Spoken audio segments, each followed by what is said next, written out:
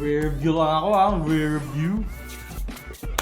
What's up guys? This is Poy. Kung bago ka pa lang sa channel na to, welcome ka. Kung luma ka naman, welcome back sa'yo nilalang. Alright, so another smartphone na naman from Umidigi. So this is the Umidigi Bison. So isa na naman itong rugged phone. Hindi ko alam guys kung pinofocus na rin ng mga market ngayon na maglabas ng mga rugged phone. Pero sa tingin ko magte-trend sila. Pero ang pinaka-downside lang sa nakikita ko is matatamaan yung performance nito. Syempre rugged phone kailangan shockproof, waterproof, and dustproof. Eh yung mga material na gagamitin doon is medyo mahal. So anong gagawin nila? Medyo bibitinin nila tayo sa performance. Pero anyway, dahil nga nandito na si Umidigi Bison, pag-usapan na natin to. Huwag na natin patagalin pa.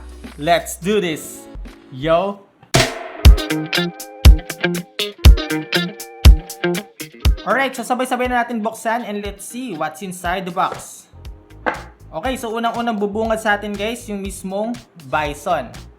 Andito yung ating user manual, yung ating 18 watts charger, and itong kulay red na charging cable. And by the way guys, Type-C na siya.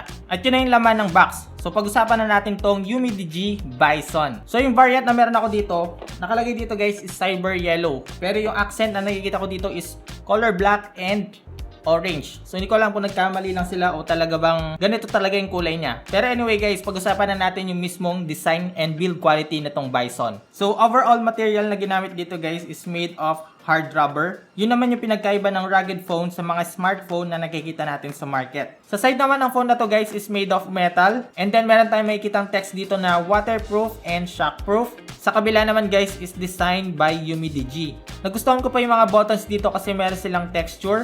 At kung mapapansin nyo guys, marami siyang buttons. So dito sa may right side meron siyang 4. And then dito sa kabila is meron siyang SOS button. Kung makikita natin yung every corner ng phone na to, makikita natin na meron siyang nakaumbok sa corner. And then meron siyang color accent na orange. Ito na yung magsisilbing shock absorber ng phone na to. So kahit na mahulog itong phone na to or accidentally natin siyang mabitawan, okay lang. And then again sa shock absorber na to, kung mapapansin natin guys sa mismong screen, naka-elevate siya ng konti. So meaning guys, pati yung screen ng phone na to is protected siya. Para sa design nitong Umidigi Bison, nagustuhan ko siya. Medyo hawig siya or parang nakikita ko dito yung Nubia Red Magic. So meron siyang glass material dito sa middle and then nandito yung branding. Sa bandang baba naman ng phone na to, meron tayong makikitang strap holder. So para talaga ginawa itong phone na to para sa mga adventurous na tao or yung mga mahilig mag-travel, lalo na sa bundok-bundok o sa mga dagat. Kapag nahulog itong phone na to, meron tayong dalawang protection. Number 1 is yung shock absorber. And then pangalawa is yung strap holder. So kung sakaling mabitawan natin siya and then nakakabit siya sa atin, nakastrap siya, hindi pa rin siya mahuhulog. Sa upper part naman guys, makikita natin dito yung 3.5mm headphone jack. Ito yung isa sa mga nagustuhan ko dito sa Bison kasi waterproof itong phone na to pero nakabitan pa rin nila ng audio jack. Usapang waterproof, so itong si Umidigi Bison is meron siyang IP68 rating, meaning guys waterproof and dustproof. So pwede natin siyang ilubog sa tubig ng 1.5 meters ng up to 30 minutes. Meron din siyang IP69K rating, meaning kaya niyang handle yung water pressure ng up to 1,400 PSI. So kung i-compare natin yon, yung usual na PSI natin dito sa bahay is nasa around 30 to 80 PSI lang. So hindi lang water pressure guys, kasama na yung high temperature. So pwede siya sa lamig at pwede siya sa init. Sa left side ng phone na to, makikita na natin dito yung SIM tray and yung memory card slot. Now, hindi nila sinama sa package yung ejector pin kasi hindi na natin kailangan guys. Gamit lang yung ating mga kuko, pwede na natin siyang matanggal. Yun naman din yung isa sa maganda dito sa Umidigi Bison. By the way guys, hybrid to. So pwede tayo maglagay ng dalawang SIM card or isang micro SD card and isang SIM card. Finally guys! Finally! Ngayon lang ako nakikita ng phone na yung fingerprint niya is nasa left. So shoutout sa makagaya kong left-handed kasi meron ng phone na pangkaliwete. Okay? Yun nga lang mahirapan mag-open dito yung mga right-handed. Check naman natin guys kung mabilis yung fingerprint scanner nitong Umidigi Bison.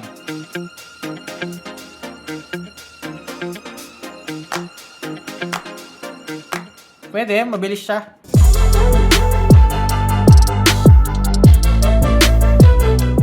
Aside sa side-mounted fingerprint na to guys, meron tayong dedicated button dito for PTT and SOS. So pwede natin to gamitin guys as walkie-talkie. Tapos in case na may emergency, na wala ka or naligaw ka sa isang island, pipindutin mo lang tong SOS button, automatically tatawag na to for help. Dito naman sa may right side guys, meron tayong volume rocker. and then yung ating power button, at isang customizable / underwater camera button. Ngayon naman guys, kaya nila ginawa itong button na to kasi kapag nasa ilalim ito ng tubig, hindi natin magagamit yung screen. So kapag kinilik natin siya guys, mag-open yung underwater camera, pero same lang ito na default camera. So ang mangyayari niyan guys, para magamit natin tong camera underwater, i-click lang natin yung volume button para magpalit siya ng mode. And then para naman sa shutter button and record button, ito pa rin yung gagamitin natin. And as you can see, ang pinagkaiba ng default camera, kapag pinindot natin itong underwater camera button, naka-disable yung touch control natin sa screen. So kahit saan natin siya pindutin, hindi natin siya mapipindot. And then para naman mag-exit, press lang natin tong power button. Other use kapag pinress natin tong customizable button, so kapag din-double click natin siya, mag-screenshot. And then long press naman guys, para mag-open yung flashlight. Other feature na kailangan nyo malaman dito sa Umidigi Bison is meron siyang Bosch barometer sensor and other sensors. So kung makikita natin dito guys, meron siyang toolbox. So kung i-check natin tong noise test, meron tayong makikitang guide dito kung healthy ba or unhealthy na yung noise na meron sa atin sa paligid. So from 0 to 45 decibels, so quiet environment siya. So as of now, nasa around 60 siya. So meaning guys, nasa noisy workplace siya. So ibig sabihin maingay ako.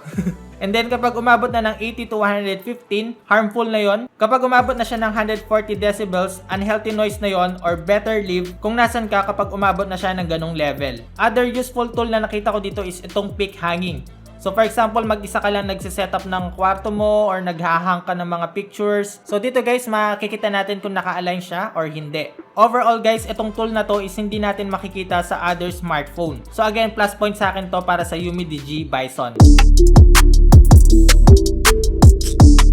Okay, so let's talk about the display nitong Umidigi Bison. So para sa screen size, meron itong 6.3 inches, Full HD Plus na meron namang resolution na 2340 pixels by 1080 pixels. Medyo nagkulang ako sa protection nito guys kasi nga rugged phone to, so dapat medyo mataas na yung protection pati sa screen. Well anyway, okay lang naman yun kasi Corning Gorilla Glass naman siya. Wala naman ako masabi dito sa display nitong phone na to. Nagkulang lang ako ng konti guys sa brightness nitong phone. So dahil nga ginawa itong phone na to for outdoors, so dapat medyo mataas din yung brightness niya. Pero kung gagamitin natin siyang indoor, okay na okay siya. Maganda yung color contrast. May enjoy na natin dito guys yung media consumption like Facebook, TikTok, or panonood ng movie series sa Netflix. Sa performance naman guys, meron itong 6GB of RAM and 128GB of storage. UFS 2.1 na yon, meaning mabilis yung pag-transfer niya at mabilis siya mag-read. 128GB na storage, okay na rin yun guys. Makakapag-store na rin tayo ng maraming pictures and videos doon at makakapag-install na rin tayo ng iba't ibang klaseng applications and games. Bukod dun guys, itong Umidigi Bison meron siyang liquid cooling system 2.0,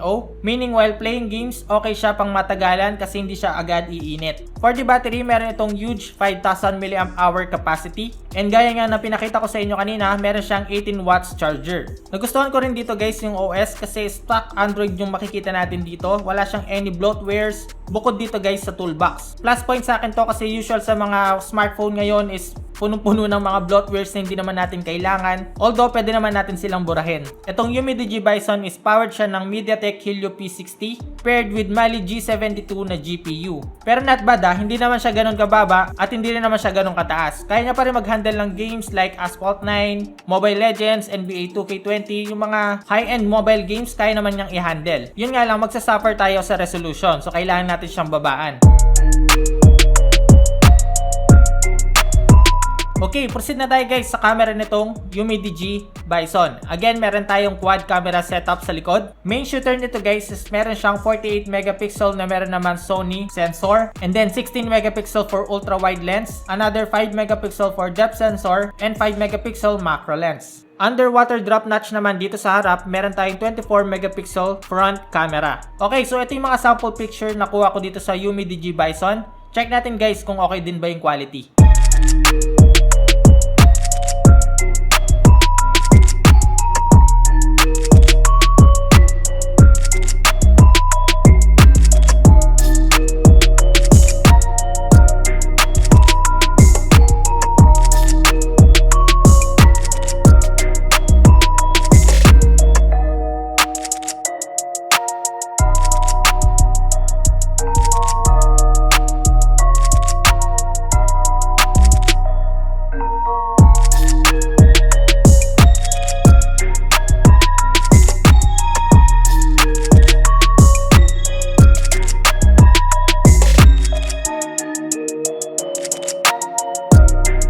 Okay, so ito yung video quality nitong Umidigi Bison sa rear camera.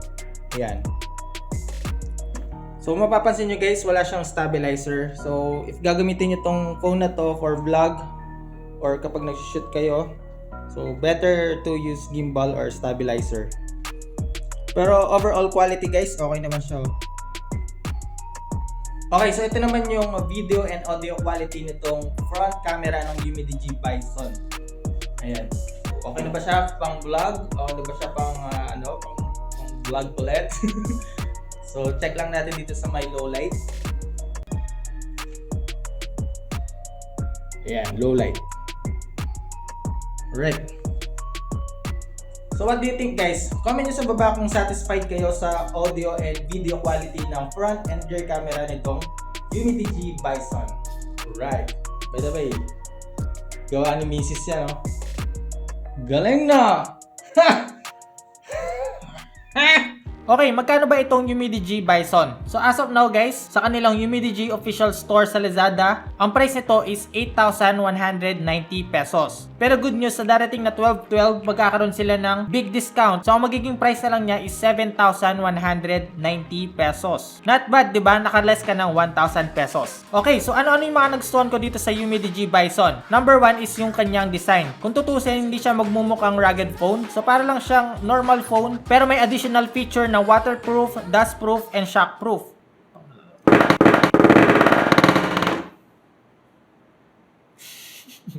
Pangalawa is yung SIM tray. So very convenient yung ginawa nila dito guys, kasi no need na maghanap, or kung wala kang SIM ejector pin, di mo na kailangang manghiram sa kapatid mo ng hikaw or maghanap ng kung anong panundot. So ito guys, gamit lang yung mga kuko natin, pwede na natin siyang tanggalin. Pangatlo is yung dalawang additional button. So yung SOS button, para in case na may emergency, pwede natin itong gamitin. Pangalawa guys is yung customizable button / underwater camera. Very useful to dahil nga waterproof to, pwede tayong makapag-picture sa ilalim ng tubig. Pang-apat guys is yung performance. So around 8,000 pesos lang, meron ka ng decent processor. Di lang yan guys, kasi meron siyang huge 5,000 mAh battery that supports 18 watts fast charging. And that's it guys. Sana nag-enjoy ka sa panonood at nakatulong itong video na to kung naghahanap ka ng rugged phone, kung gusto mo mag-hiking, trekking, tapos yung phone mo Samsung S20 Ultra, iPhone 12. So kung gusto mo maprotektahan yun guys, pwede itong pang secondary phone. At kung gusto mo pa ng ganitong klaseng video, pinapayo ko na sa'yo, kaibigan,